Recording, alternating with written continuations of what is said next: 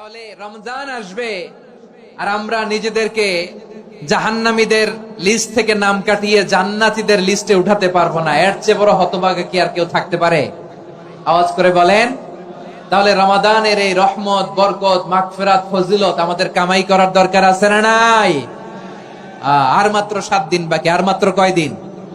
আমার প্রিয় ভাইয়েরা, আপনি পৃথিবীতে যত ইবাদত করেন সব ইবাদতের সওয়াব নির্ধারিত। এটা পাবেন বা ওইটা পাবেন, এই সওয়াব জান্নাতে, এই বাড়ি ওই বাড়ি। শুধু সিয়ামের সওয়াবটা অনির্ধারিত।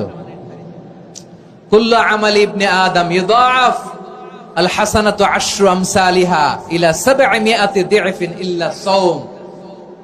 সব নেক আমলের সওয়াব বাড়তে বাড়তে 700 গুণ, কিন্তু রোজা ছাড়া। রোজার সওয়াব কি হবে?